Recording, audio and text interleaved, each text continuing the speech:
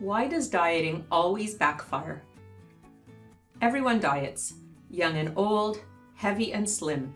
We all do it, whether it's to lose 10 pounds to get into a wedding dress or a bathing suit, to drop the 5 pounds we gain from overindulging over the holidays, or to slim down before a blood test for diabetes or cholesterol. We all cut back on our calorie intake or our portion size from time to time. It's fine to do this if we're trying to maintain a balanced weight. If we don't have a problem with overeating, we can afford to occasionally go on a diet. The problem arises when we diet all the time. If we have an overeating issue and we keep going on diets, we're going to have a number of problems. First of all, dieting is not the right way to deal with an overeating problem. It's a behavioral solution to an emotional issue. It's a Band-Aid solution, and therefore it never works. And dieting involves restricting food.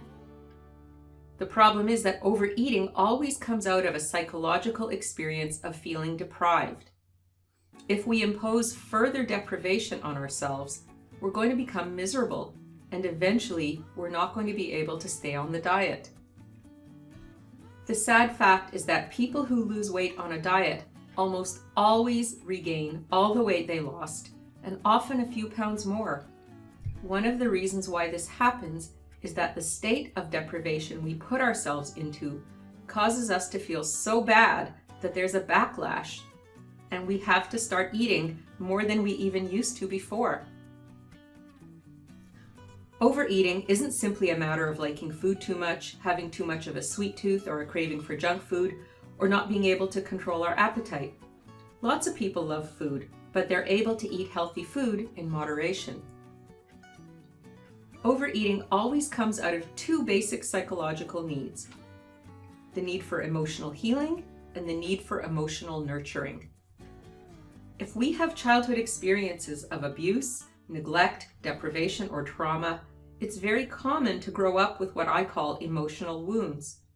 These wounds live on in the unconscious part of our psyche, and they cry out to be dealt with. We use overeating to soothe our deep inner hurts and to fill our deep inner needs. We don't do this consciously or deliberately, but rather our urges and our actions are driven by the unconscious need to deal with our emotional wounds. Until we recognize what's driving us to overeat and why we keep having these powerful cravings for food, we'll never be free of our problem. Dieting doesn't take into consideration the emotional or psychological reasons behind our dysfunctional eating behavior, so it can't work. Dieting is all about imposing willpower on ourselves. Some of us have strong willpower and some of us don't have very much at all. Either way, eventually our willpower will break down in the face of all the deprivation, and inevitably we're going to go back to overeating. The deep inner need for emotional healing and nurturing is strong in our unconscious mind. Dieting reinforces our feelings of deprivation and makes the deep inner need grow stronger. The more we diet, the more we start obsessing about food and the hungrier we feel.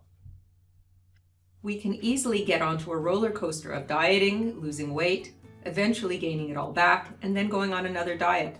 It's miserable to be constantly going up and down in our weight and going on and off another diet. It's not a way to live. Another problem with dieting is that it slows down our metabolism. When we diet for an extended period of time, our body experiences the lack of food as a state of starvation. Since our body always tries to achieve balance, when we experience starvation, whether on purpose or accidentally, our metabolic rate slows down to burn fuel more slowly and to maintain our weight. The result is that the more we diet, the more our metabolism slows down. We end up needing less and less food just to maintain the same weight. It gets harder and harder to lose any weight at all with such a slow metabolism, and food that a non-dieter could eat without gaining any weight will cause a chronic dieter to actually gain weight. So dieting causes us two fundamental problems. On an emotional level, we feel more deprived, and eventually we end up eating even more. And on a physical level, it slows down our metabolism, so we end up gaining weight on normal amounts of food. These two problems are the explanation for why dieting will never work. The only way to lose weight is to deal directly with our emotional wounds. My other YouTube story about how to lose weight goes into this in more detail. The upshot, though, is that when we deal with our emotional wounds and give ourselves the healing and nurturing we need, we lose the urge to overeat and the pounds will melt away without us ever needing to diet. Dieting is an epic fail. The only people who benefit from diets are the companies that promote them. We spend millions, if not billions, every year on these diets. You'd think, though, that if even one of them actually worked, everyone would go on that particular diet and everyone would finally lose the weight and keep it off. The truth is that there's no diet that will ever work. You can keep wasting your time and your money on dieting, or you can finally do it the right way by healing your inner pain and meeting your inner needs for nurturing.